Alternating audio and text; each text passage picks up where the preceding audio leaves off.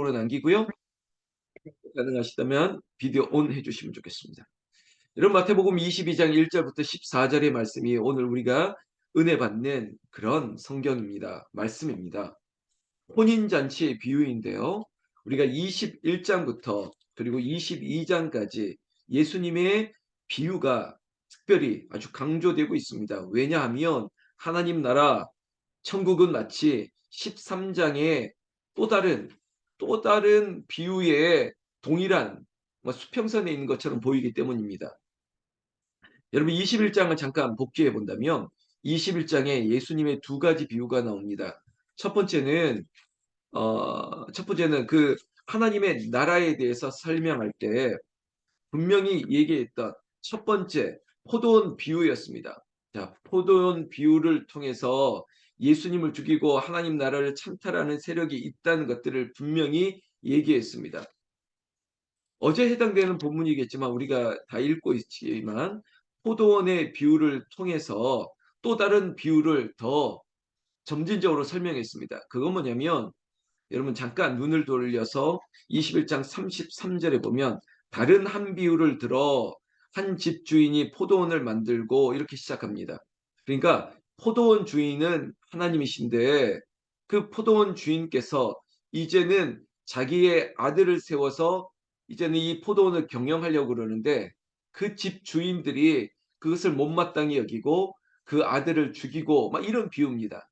지금 우리는 너무나도 이 비유를 이거는 하나님께서 예수 당신의 독생자를 보내셨음에도 불구하고 당시의 종교 지도자들 유대인들이 예수님을 죽이려 했던 사실이 이렇게 겹쳐지지 않습니까? 오버랩되지 않습니까?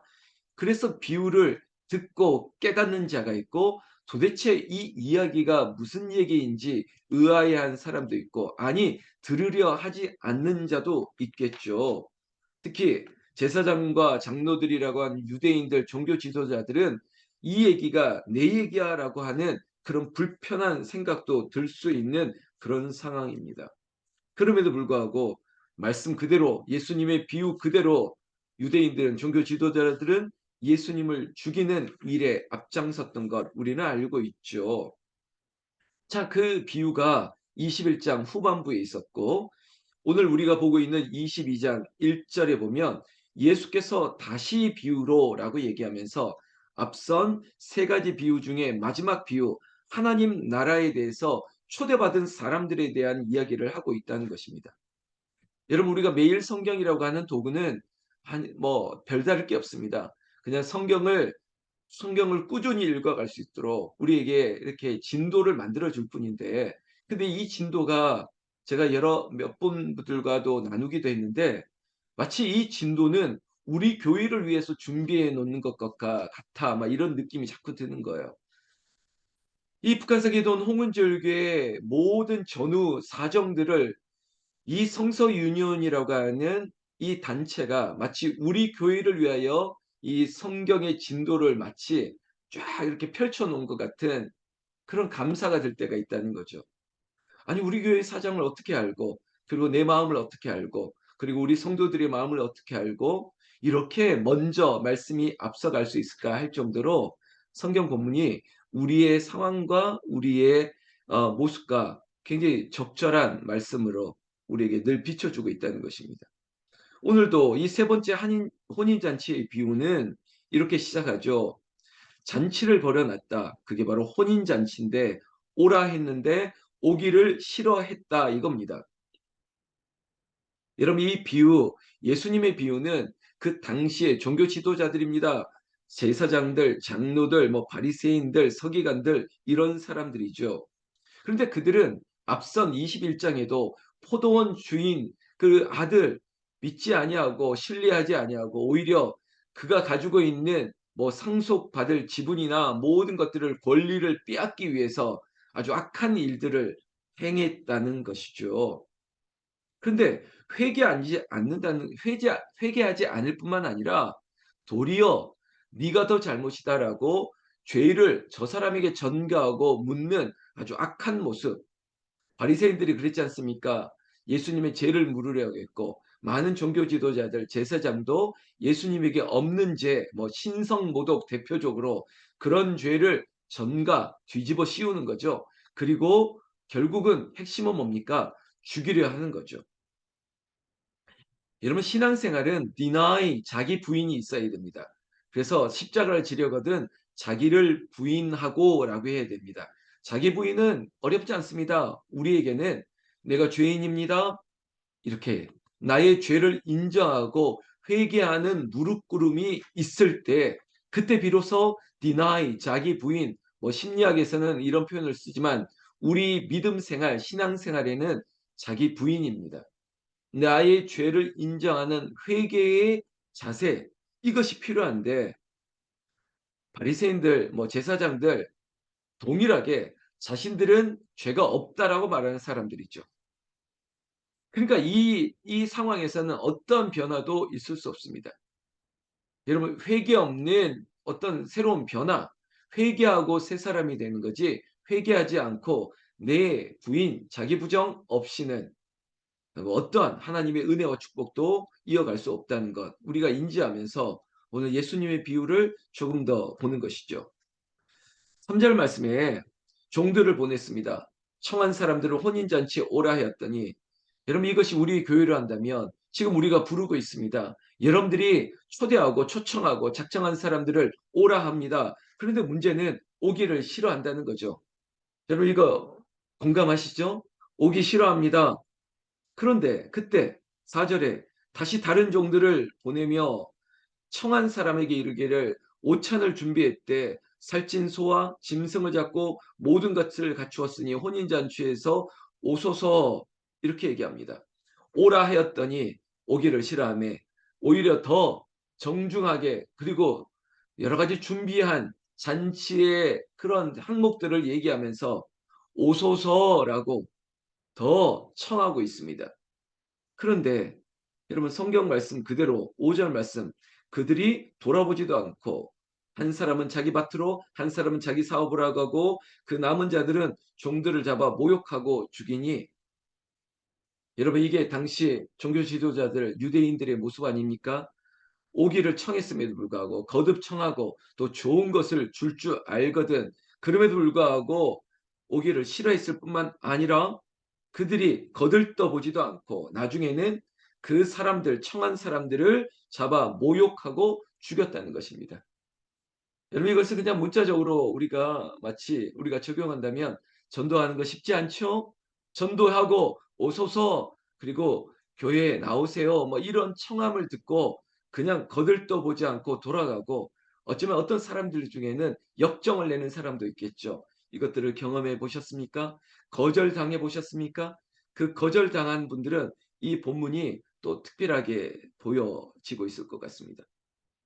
여러분 이런 모욕을 당하고 이런 핍박을 당하고 이런 아픔을 당할 때 여러분 누가 해결하고 누가 갚으실까요? 여러분 이게 우리의 마음입니다. 여러분 특히 성도들의 마음에 믿음 생활하면서 내가 다치고 거절당하고 억울하고 그런 일이 있을 때 여러분 잠시 기다리십시오. 왜냐? 하나님이 하셔야 돼요. 내가 하려고 하면 안 됩니다. 7절에도 임금이 노했다는 것입니다. 아니 네가 내 믿는 내가 신뢰하는 내 종들을 그렇게 무시해? 그리고 내 종들에게 이렇게 모욕을 이렇게 죽이려고 하는 시도를 했단 말이야? 뭐 죽였어? 뭐 이런 거죠. 그때 임금이 노했다는 겁니다. 임금이 노하여 군대를 보내서 그 살인한 자들을 진멸하고 그 동네를 불살았다는 것이죠. 7절. 여러분 이게 바로 비유의 이야기입니다. 그런데 여기서 끝난 게 아니에요. 이것을 진멸하고 그리고 심판하고 8절 말씀에 다시 종들에게 이르되 혼인잔치는 준비되었으니 청한 사람들은 합당하지 아니하니 다른 사람을 청하게 만들었습니다. 여러분 자격이 없다는 것입니다. 종들 가운데도 이 잔치에 누리는 자가 있고 아니면 바깥 어두운 곳에서 이를 갈며 분을 내는 사람도 있겠죠. 여러분 이게 마치 구원으로 얘기하면 선택과 유기입니다. 누가 선택받고 누가 버려질지는 모르겠지만 그러나 우리는 그것은 하나님의 영역이기 때문에 청해야 되는 거죠. 불러야 되는 것입니다. 구원은 하나님께 속한 것이니 우리는 그 구원받을 자들이 누구인지 알지 못하기 때문에 누구든지 오라라고 누구든지 청하는 것입니다. 지금 종들의 모습도 그렇습니다. 사거리로 나갔습니다. 많은 사람들이 오고 가는 항상 그런 사거리는 그런 것이죠. 만나는 대로 혼인잔치에 초청하라고 하는 것입니다. 여러분 우리의 전도가 그래야 되겠습니다. 여러분 열매에 대해서 결과에 대해서 심지어 이 목사 담임 목사도 마찬가지입니다. 열매에 주목하고 결과에 주목하다 보면 동기 자체가 무너질 수도 있고 그리고 열매의 유무에 따라서 실망할 수도 있겠죠. 그러나 그것들을 내려놓으라는 거예요. 종들은 그저 주인이 명령하신 대로 초대하라는 거예요.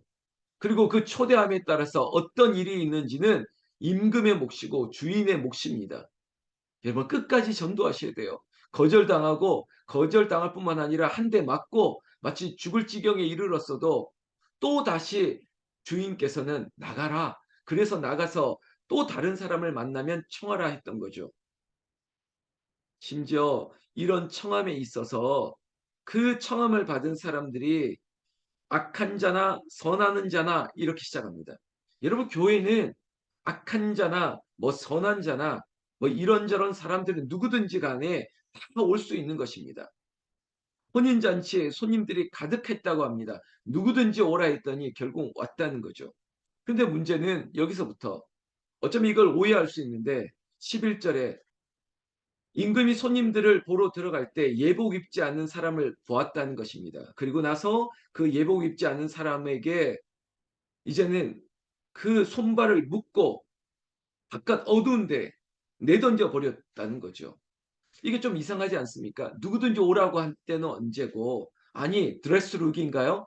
도대체 예복 입지 않은 것 때문에 이렇게 또 모별감을 주는 게 아니 임금님이 왜 그러시지? 그저 일차원적으로 이렇게 해석하는 것이 아니라 제가 이 비유에 대해서 얘기할 때 시작했던 단어 회개입니다. 회개. 우리가 거룩한 옷을 입는다는 것이 거창한 마치 바리새인처럼 이렇게 바닥을 끓는 것처럼 좋은 옷을 입고 막 그런 뭐 그런 게 아니라 여러분 회개하는 것이에요. 마음을 새롭게 하는 것이에요. 그래 구원받아 초대받아 이 거룩한 혼인잔치에 왔던 그들의 마음이 새롭게 되지 않고 마치 이 자리에서 무슨 일이 있나 보자라고 판단하는 듯한 아직 여전히 어두운 마음이 있는 그 마음을 지적하는 것이죠.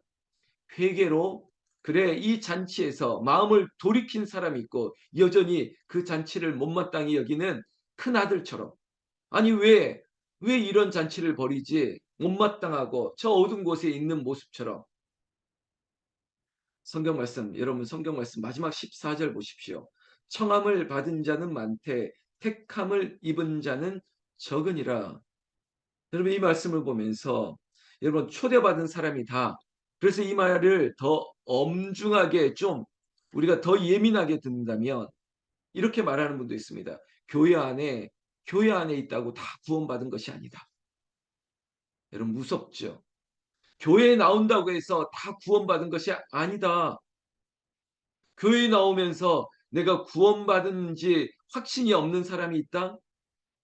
그리고 여전히 구원받은 백성으로 회개하는 영혼으로 날마다 낮아지고 겸손하지 못한다면 그거 점점점 우리는 구원에 관해서 말할 자격이 없기 때문에 그리고 다른 사람이 구원을 내가 어찌할 수 없기 때문에 오직 임금 대신 하나님께서 하시는 일이기 때문에 누가 구원받고 누가 유기를 당하는지 알 수 없는 이 상황 가운데 분명한 것은 청함을 받은 자는 많되 택함을 입은 자는 적으니라.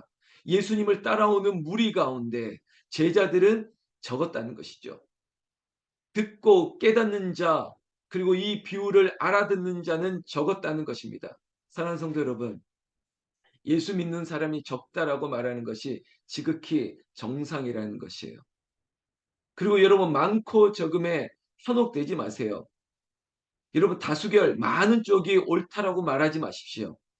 그리고 우리에게 나타난 열매가 많고 적은 것 문제가 아니라 항상 동기의 문제입니다. 과정의 문제예요. 예수님께서 주인 되시는 우리에게 명령하셨습니다. 전도하라는 거죠. 청하라고요. 들로 산으로 가서 사거리로 나가서 혼인잔치에 마치 청함을 너희들이 초대를 하라는 거예요. 이것이 우리에게 주어진 사명입니다. 우리는 전해야 돼요. 그리고 우리는 오라고 해야 돼요. 와 보라. 세 글자입니다. 와 보라는 거예요. 그리고 준비된 이 혼인잔치에, 그 혼인잔치에 누가 그 잔치에 참여하고 누가 그 참회 잔치에 버려질지, 그것은 주인의 영역이라는 것이죠. 사랑하는 성도 여러분, 오늘 금요일 이 말씀을 보고, 그리고 포도원의 비유, 그리고 포도원의 악한 종들이 예수님을 죽이려 한들 예수님이 죽지 않습니다. 예수님 죽어야 우리를 구원할 수 있는 이 놀라운 구원의 역사 가운데 누군가는 참여해야겠죠. 누가 구원받을지 모르겠습니다. 그래서 누구든지 오라고 청하고, 그 청함받은 그 사람이 회개하고 주님을 믿고 구원의 기쁨을 얻을지 우리는 모르기 때문에 오늘도 만나는 사람에게 복음을 전하십시오. 그리고 교회로 초대하십시오. 특별히 우리가 이번 주일 블레싱데이라고 구원 얻는 즐거움이 축복의 날입니다. 다른 뭐 큰 이벤트, 연예인이 왔고 뭐 선물을 주고 그게 아니라 단 한 사람이라도 예배를, 이 예배보다 더 귀한 잔치가 없기 때문에 예배드리고 예수님, 그 임금 되신 예수님을 영접할 수 있는 놀라운 기쁨을 바라보는 것이죠.